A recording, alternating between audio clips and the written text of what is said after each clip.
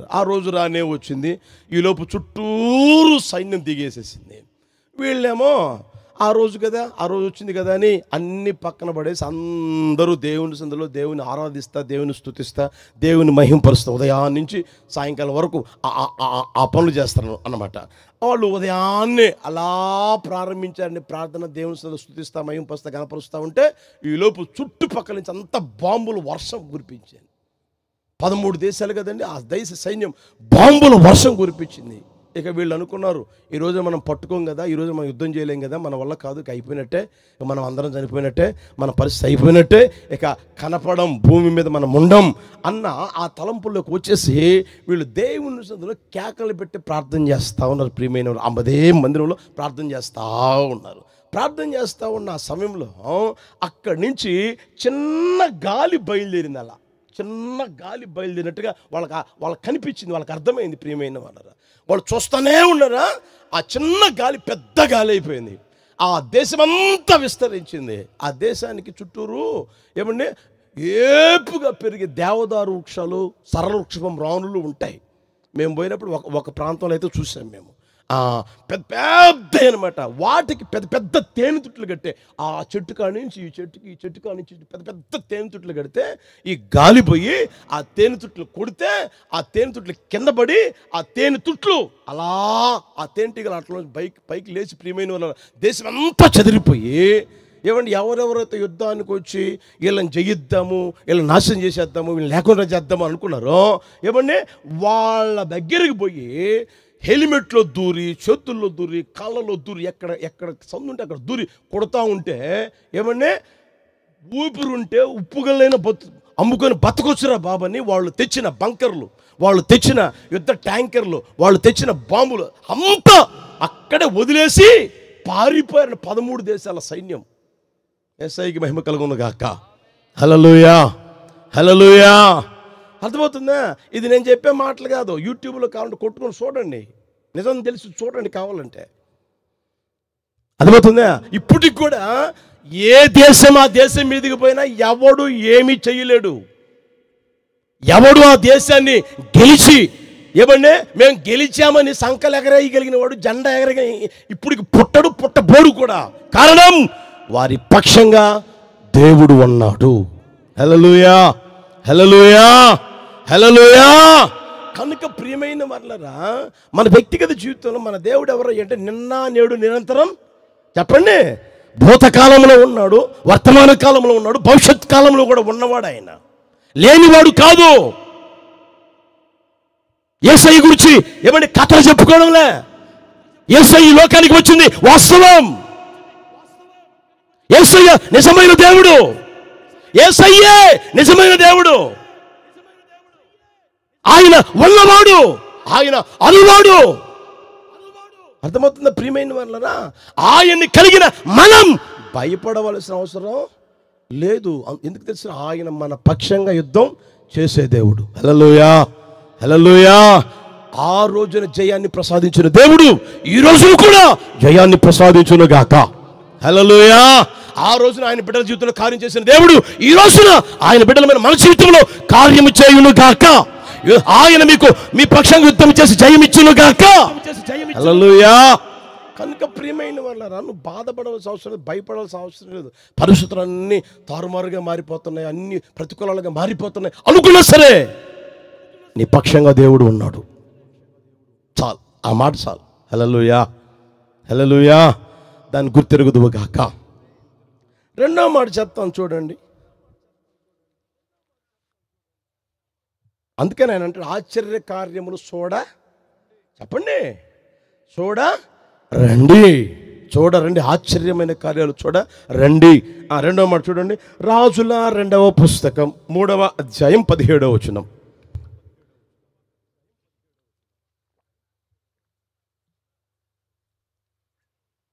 అందరూ చదవండి, బిగ్గరగా చదవండి. అందరూ గట్టిగా చదవచ్చుగా, బైబిల్ తేలేదా మీరు? చదవచ్చు, అందరూ చదవండి గట్టిగా. యెహోవా సెలవిచ్చినదేమనగా, గాలియే గాని వర్షమే గాని రాకపోయినను మీరును మీ మందలను మీ పశువులను త్రాగుటకు ఈ లోయ నీళ్లతో నిండును గాక. హల్లెలూయా. దేవుడు చెప్తున్న మాట చూడండి ప్రియమైన వారలారా, గాలి రాకపోయినా వర్షం రాకపోయినా మీరు మీ మందలు మీ పశువులు త్రాగుటకు ఈ లోయ నీళ్లతో నిండును. తల్ల పైకెత్తండి. ఆ రోజున యుద్ధానికని బయలుదేరాలని ఆశపడినప్పుడు ఏమండి, ఎన్ని రోజులు యుద్ధం చేస్తాం, ఎంత దూరం మనం ప్రయాణం చేయాలి, ఎన్ని రోజులు యుద్ధం చేస్తాము, ఆ యుద్ధం చేసేటప్పుడు మనకు తిండి కావాలి కదా, మనకే కాదు అక్కడ రాయబడిన మాట ఏంది, మన పశువులకి ఏమంటే నీళ్లు కావాలి, మనకు సంబంధించిన వాళ్ళందరికీ నీళ్లు కావాలి, ఆహారం కావాలి అని అన్ని లెక్కలు వేసుకొని మీరు కూడా ప్రయాణం కట్టేటప్పుడు ఏం చేస్తారు చెప్పండి? ఉదయాన్నే 2 రొట్లు, మధ్యాహ్నానికి 2 రొట్లు, సాయంత్రం చెప్పొచ్చుగా 2 రొట్లు, ఒకరోజు అయిపోద్ది, మళ్ళీ 2వ రోజు కూడా మనం ఇన్ని చేసుకొని ప్యాక్ చేసుకుని పోతారు కదా, అన్ని నీళ్లు కూడా తీసుకుపోతారు. ఇప్పుడు అడవి కట్టెలు కొట్టుకునే దానికి పోయేటప్పుడు కూడా ఏమండి, ఉదయం ఇది మధ్యాహ్నం ఇది, వచ్చేటప్పుడు ఒకవేళ ఆకలి అయితే మిగిలింది కూడా తిందాం అని అన్నీ చూసుకొని సర్దుకొని తీసుకుని పోతారు. అలాగే వీళ్ళు కూడా అలాగే మొత్తం సర్దుకొని వెళ్ళారు. ఇది మేము అంత దూరం వెళ్ళాలి కదా, అంత దూరానికి ఇంత పడుతుంది, అక్కడ ఉండేదానికి ఇంత పడుతుంది, తర్వాత యుద్ధం చేసేదానికి ఇంత పడుతుంది అని లెక్కలు వేసుకొని తీసుకుని పోతే ఆడికి పోయేసరికి నీళ్ళు అయిపోయేసరికి వాళ్ళు బాధపడిపోతూ ఉన్నారు. ఇప్పుడు మా అవసరం ఊరి తీస్తారు, మాకు ఇప్పుడు నీళ్ళు ఎట్లా వస్తాయి, మాకు ఇప్పుడు నీళ్ళు ఎలా దొరుకుతాయి, ఇది అరణ్యం కదా, ఇక్కడ నీళ్ళు ఎలా వస్తాయి అని అంటా ఉంటే వాళ్ళల్లో ఉన్న ఒక సేవకుడు ఏం చేసే తెలిసిన, ఒక రాజు ఏం చేసే తెలిసిన, అయ్యా ఇదిగో ఇక్కడే ఒక ప్రవక్త ఉన్నాడు, ఆ ప్రవక్త దగ్గరకు కనిపోతే ఆయన ఏం చెప్తాడో చూద్దామంటే ఆయన దగ్గరికి వెళ్ళారు, ఆయన పిలిపించుకున్నారు. ప్రియమైన వాళ్ళరా, ఆయన చెప్తే ఏమన్నాడంటే ఈ మాట చెప్పాడు చూడండి, యెహోవా సెలవిచ్చినదేమనగా గాలియే గాని వర్షమే గాని రాకపోయినను మీరును మీ మందలను మీ పశువులను త్రాగుటకు ఈ లోయ యేసు నామమున నా ప్రభువా కార్యము చేయును గాక. హల్లెలూయా, హల్లెలూయా. కానీ ప్రియమైన వాళ్ళరా, మీరు గుర్తిరగలగాలి నీ వ్యక్తిగత జీవితంలో. ఏమండి, మీరు అనుకునే మాట ఏంది, జూన్ నెల వచ్చేసింది కదా, 12వ తేదీ పిల్లలు చెప్పొచ్చుగా, స్కూల్ ఓపెనింగ్ అవుతుంది, చిన్న పిల్లకి 12,000, పెద్ద పిల్లకి 14,000, ఇంకా దానికంటే పెద్దదానికి పెద్దోడికి ఒక 30,000, మొత్తం ఇంత కావాలి, ఇంత అని చెప్పేసి కూడబెడితే ఆ రోజు వచ్చేసరికి నీ చేతులు సిల్లిగా లేకుండా పోయిందేమో, ఒకవేళ పోతుందేమో నాకు తెలియదు. అర్థమైందా? ఎక్కడ దేవుళ్ళు ఆడదాం, ఎవరు ఇస్తారు, అప్పు ఎక్కడ పుడుతుంది, ఎవరు ఇస్తారు? ఒకవేళ 2 రూపాయలు వడ్డీకిపోయినా 10 రూపాయలు తెచ్చి పిల్లలు చదివించుకోవాలి, అది చేయాలి, ఇది చేయాలని ఆశతో మీరు ఉంటారు, అవునా కదా? నీ వ్యక్తిగత జీవితంలో కూడా ఏమండి, నీ కుటుంబ పరిస్థితిని నువ్వు ఆలోచన చేసుకుంటా ఉంటావు. పోయిన నెలలో ఇంత ఖర్చు అయింది, వచ్చే నెలలో ఇంత ఖర్చు అవుతుంది, ఎక్కడి నుంచి తేవాలో, ఏం చేయాలి, నా అవసరాలు ఎలా తీర్చబడతాయి, అర్థమవుతుందే, నా అక్కర ఎలా తీర్చబడుతుంది అన్న ఆలోచనతో నీ వ్యక్తిగత జీవితంలో ఉన్నవేమో. ప్రియమైన వాళ్ళరా, దేవుడు అంటాడు చూడండి, గాలి రాకపోయినా వర్షం రాకపోయినా మీరు మీ పశువులు మీ మందలు తాగగలిగేటట్టుగా లోయ నిండును గాక, నీ అవసరాలు నా యేసయ్య తీర్చును గాక. హల్లెలూయా. ఏం చేద్దాం అనుకుంటూ ఉన్నామేమో, నా దేవుడు నీ అవసరాలు తీర్చును గాక. హల్లెలూయా. ఏమీ లేకపోయినా, వర్షం రాకపోయినా, ఏమండి గాలి రాకపోయినా, ఇక్కడ చూస్తే మేఘాలు కూడా కమ్మకపోవచ్చు, మేఘాలు కూడా కనిపించకపోవచ్చు. ప్రియమైన వాళ్ళరా, అర్థమవుతుందా?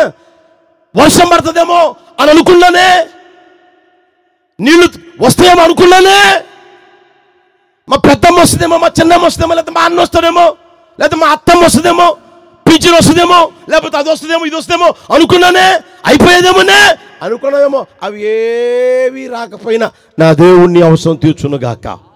హల్లెలూయా. విశ్వాసంగా అందరూ గట్టిగా యేసు నామమున ప్రభు తీర్చును గాక. మీ ప్రతి అవసరం తీర్చును గాక, మీ కొదువ తొలగిపోవును గాక. హల్లెలూయా. ఏమి లేనప్పుడే దేవుడు ఆశ్చర్యమైన కార్యము చేస్తాడు. అర్థమవుతుందా? నీ చేతుల్లో చిల్లిగా లేదు అనుకుంటున్నావా? నా దేవుడు ఆశ్చర్యమైన కార్యము చేయును గాక. హల్లెలూయా. మీరు చూడండి, ఆ రోజున శిష్యుల్ని యేసయ్యని పెళ్ళికి పిలిచారు, వివాహానికి పిలిచారు. పిలిచినప్పుడు ఏమండి అట్టహాసనట్టమతంగా జరుగుతూ ఉంది. అన్నీ సమృద్ధిగా ఉన్నాయి అనుకుంటా ఉంటే వీళ్ళ అంచనాలకి ఎక్కువగా, వీళ్ళ ఆలోచనలకి ఏమండి ఎక్కువగా జనాలు రావడం జరిగింది. ఏమండి తింటా ఉంటే ఈ ద్రాక్షారసం కాస్త తరిగిపోయింది, అయిపోయింది. అక్కడ యేసు ప్రభు వారి తల్లిగారు ఉండి, అయ్యా ద్రాక్షారసం అయిపోయిందంటే, అయ్యా ఏదైనా ఒక కార్యం చేయంటే ఆయన అంటాడు, నా సమయం ఇంకను రాలేదు అని. ఇక పోతా రే మీరు ఆయన చెప్పింది చేయండి అన్నది అలా వెళ్ళిపోయింది. అర్థమవుతుంది ప్రియమైన వాళ్ళరా?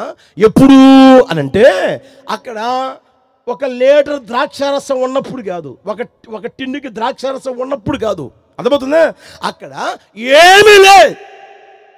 ఆ ద్రాక్షారసం ఎలా అయితే తయారు చేసి దేంట్లో తయారు చేసి ఉన్నారో ఆ ద్రాక్షారసం తిత్తుల్లో లేదా ఆ బాణంలో ఏమీ ఒక్క చుక్క కూడా లేదు.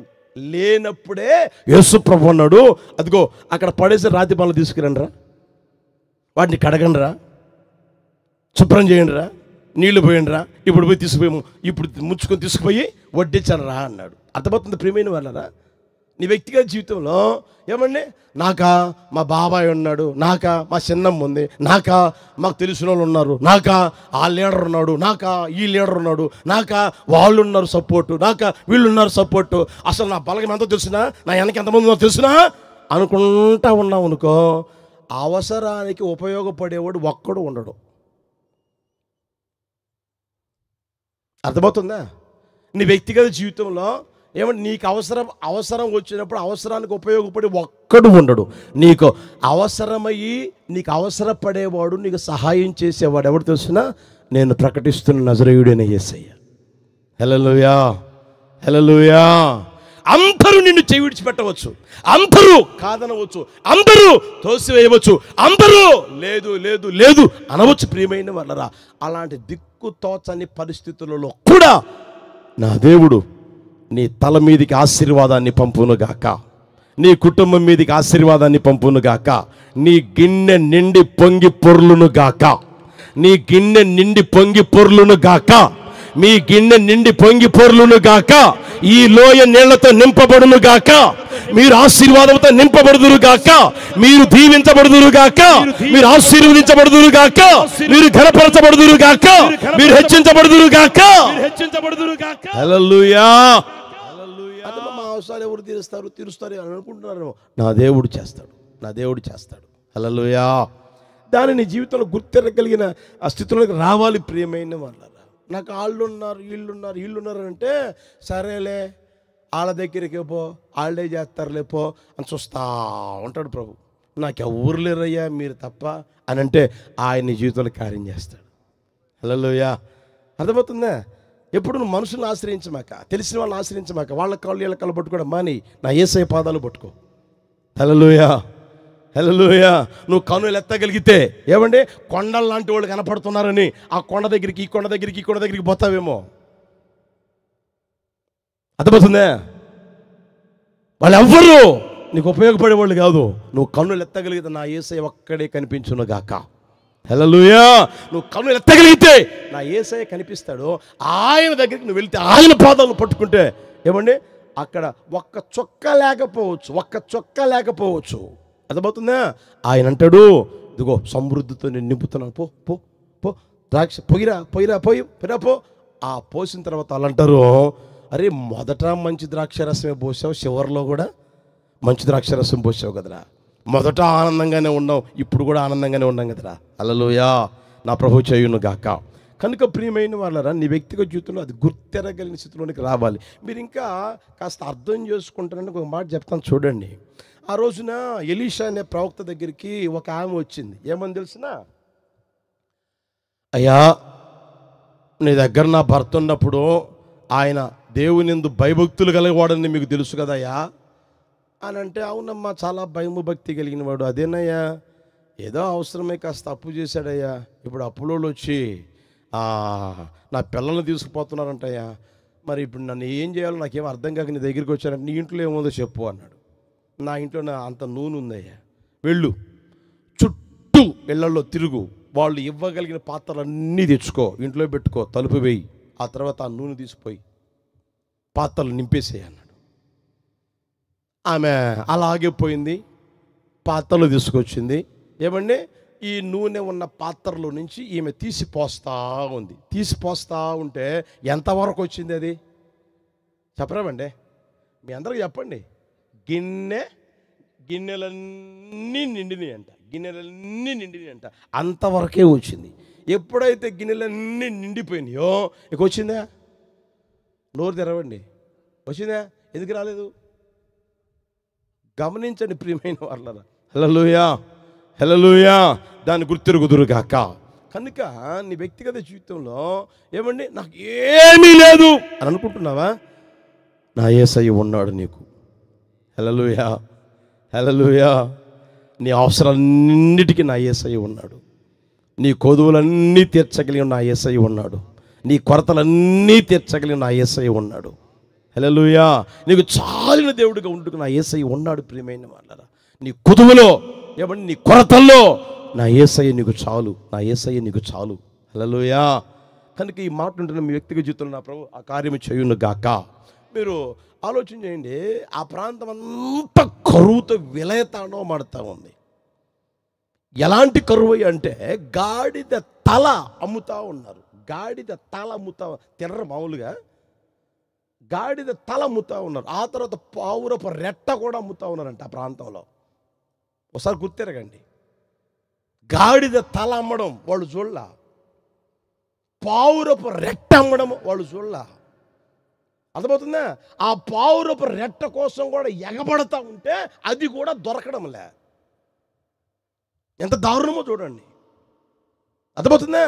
అలాంటి పరిస్థితులు ఇంకా మనం గమనిస్తే, అక్కడ ఒక తల్లి రాజుగారితో అంటది, అయ్యా మాకు సహాయం చేయయ్యా, మాకు సహాయం. ఏమైందమ్మా అని అంటే, అయ్యా మాకిద్దరికి ఇద్దరు పిల్లలు ఉన్నారయ్యా, మేము తీర్మానం చేసుకున్నామయ్యా ఆకలికి తట్టుకోలేక, ఈ రోజున నీ బిడ్డను చంపుకొని తిందాం, రేపు నా బిడ్డను చంపుకొని తిందామని. నా బిడ్డను అయితే చంపుకొని తినేసామయ్యా, మొక్కలు చేసాం, తర్వాత వేపుడు చేసాం, తర్వాత కూర కూడా చేసాం, తినేసామయ్యా. ఈ రోజున నీ బిడ్డని ఇమ్మంటే ఇవ్వడం లేదయ్యా, ఇది ఇవ్వడం లేదయ్యా ఇదంటే, ఆ రాజుగారు ప్రియమైన వాళ్ళ బట్టలు చింపుకొని ఏమంటే ఏడుస్తూ ఉన్నాడు, బాధపడతా ఉన్నాడు, వేదన పడతా. అంటే ఆ దేశం అంత కరువుతో బాధపడతా ఉంది ప్రియమైన వాళ్ళ. అయితే ఆ పరిస్థితుల్లో దేవుడు ఒక మాట చెప్పాడు, ఏమో తెలిసిన, రేపు ఈ వేళకి మీకు ఆహారం సమృద్ధిగా దొరుకుతుంది అని. హల్లెలూయా.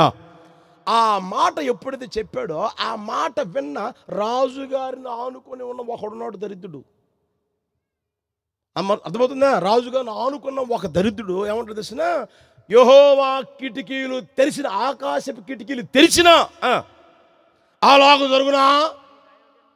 ఒరే పిచ్చోడా, ఒరే ఎర్రోడా, ఒరే జ్ఞానం తక్కువడా, ఒరే చదువుకోనోడా, మన దేశంలో జనాలు ఎంతమంది తెలుసారా నీకు?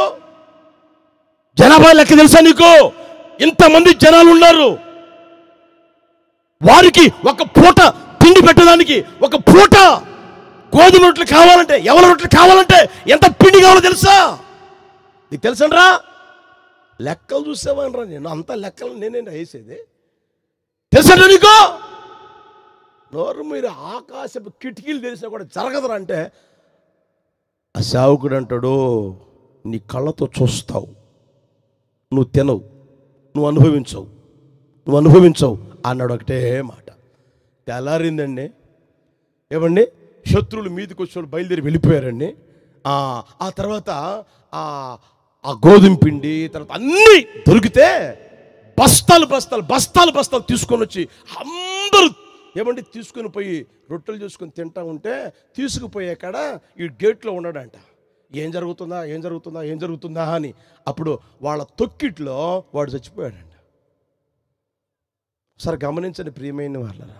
అప్పుడప్పుడు అనుకోవచ్చు వ్యక్తిగత జీవితంలో, ప్రార్థన చేస్తే దొరుకుద్దా, దేవుడు చేస్తాడా, దేవుడు దేవుడు దేవుడు అంటే సరిపోద్దా అలా దీర్ఘాలు తీస్తూ ఉంటారు కొంతమంది. నువ్వు దేవుని దగ్గరికి వచ్చి చూడు, దేవుడిని నమ్మి చూడు, హల్లెలూయా, ప్రార్థన చేసి చూడు. అర్థమవుతుందా? గమనించు సహోదరుడా, సహోదరి, ఆయన కిటికీలు తెరిస్తే, ఆకాశ తూములు విప్పితే భూమి సర్వనాశనం అయిపోయింది. ఒక్కసారి వర్షాన్ని ప్రచండంగా కురిపిస్తేనే సర్వనాశనం అయిపోయింది భూమి. ఆకాశపు కిటికీలు తెరవాల్సిన అవసరంలే. ఒక్క ఆశ్చర్యమైన కార్యం, హల్లెలూయా, ఒక అద్భుతమైన కార్యం, హల్లెలూయా, హల్లెలూయా, భీకరమైన గొప్ప కార్యం ఒక్కటే అక్కడ చేస్తేనే నీ కళ్ళు సాలవరా చూసేదానికి, నువ్వు అనుభవించేదానికి. నువ్వు ఉండవో తెలియదురా. యేసయ్య అంతకు మించి గొప్ప కార్యాలు చేస్తాడు. హల్లెలూయా, హల్లెలూయా. కనుక ప్రియమైన వాళ్ళరా, నీ వ్యక్తిగత జీవితంలో నా దేవుడు భయంకరమైన గొప్ప కార్యాలు చేయునుగాక, భీకర క్రియలు చేయునుగాక, ఆశ్చర్యమైన కార్యాలు చేయునుగాక, ఎన్నడూ వినని చూడని ఆశ్చర్యమైన క్రియలు మీ వ్యక్తిగత జీవితంలో ప్రభు చేయునుగాక. హల్లెలూయా. కనుక ప్రియమైన వాళ్ళను గుర్తెరగలగాలి నీ వ్యక్తిగత జీవితంలో. అర్థమవుతుందా?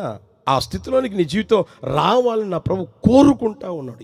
ఏమి లేవా సందేహించమాక. నా యేసయ్య ఉన్నాడు చాలు అనుకో, నా యేసయ్య ఉన్నాడు చాలు అనుకో.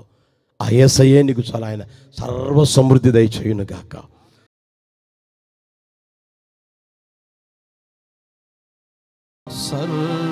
సర్వయుగములలో సజీవుడవు, సరిపోల్చగలనా నీ సామర్థ్యమును. అందరూ కలిసి, సరిపోల్చగలనా నీ సామర్థ్యమును, కొనియాడదగినది నీ దివ్య తేజం. నా ప్రాణం నా ధ్యానం నీవే యేసయ్యా, నా ప్రాణం నా ధ్యానం నీవే యేసయ్యా. సర్వయుగములలో సజీవుడవు, సరిపోల్చగలనా నీ సామర్థ్యమును, కొనియాడదగినది నీ దివ్య తేజం.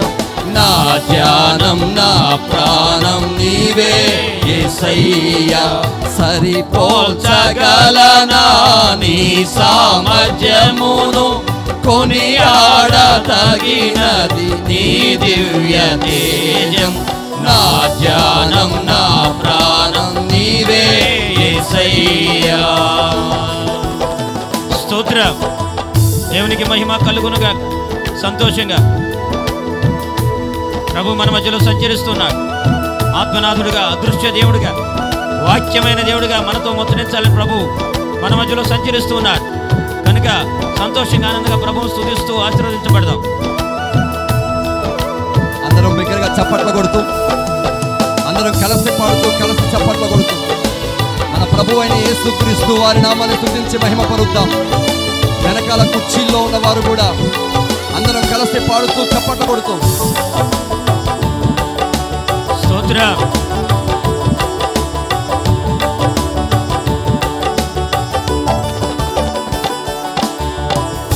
ప్రేమతో ప్రాణమును అర్పించినావు, శ్రమల సంఖ్యలైన శత్రువును కరుణించు వాడవు నీవే.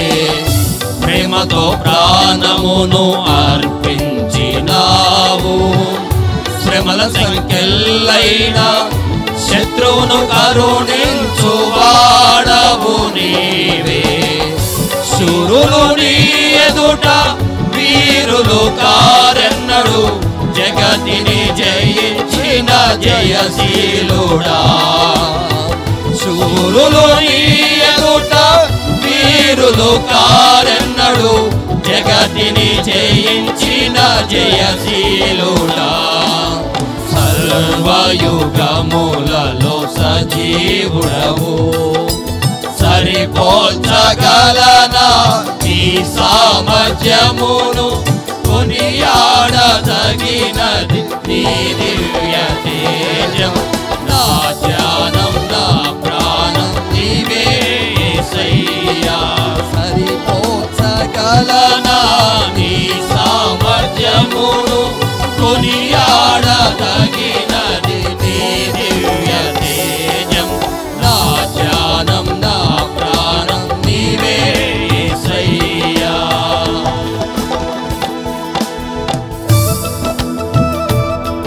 అందరూ దయచేసి లేచి నిలబడి, అందరూ లేచి నిలబడదాం.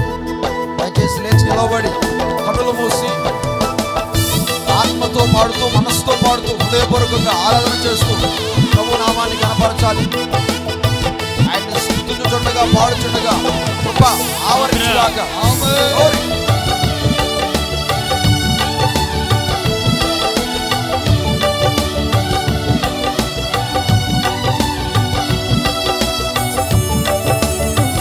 దగ్గరగా గ్లోరీ. పూర్ణ హృదయంతో పూర్ణాత్మతో ప్రభువును స్తుతిస్తూ ఉన్నాయి. ప్రభు మన మధ్యలో సంచరిస్తున్నాడు. స్తుతులతో దుర్గమును స్థాపించువాడవు, శృంగధ్వనులతో సైన్యము నడిపించువాడవు నీవే. స్తుతులతో దుర్గమును స్థాపించువాడవు, శృంగధ్వనులతో సైన్యము నడిపించువాడవు నీవే. యందు ధైర్యమును నే పొందుకొనేదను, మరణము గెలచిన బహుధీరుడా. యందు ధైర్యమును నే పొందుకొనేదను, మరణము గెలచిన బహుధీరుడా.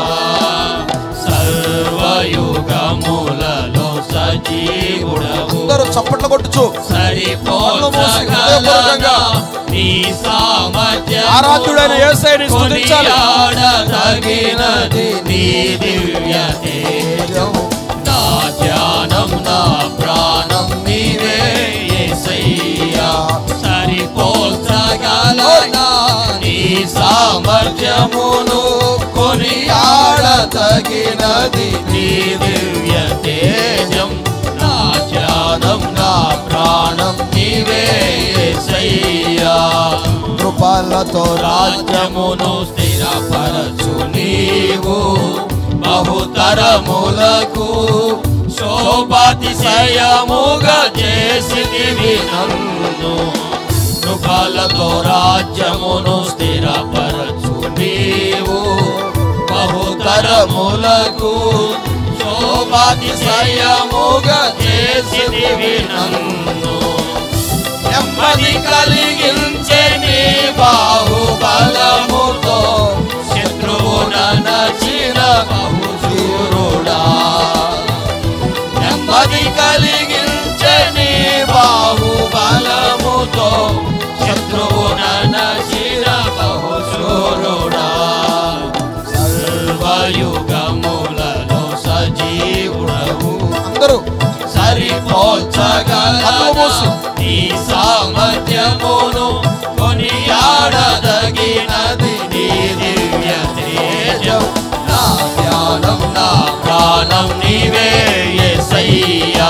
సరిపోల్చగలనా నీ సామర్థ్యమును కొనియాడదగినది నీ దివ్య తేజం.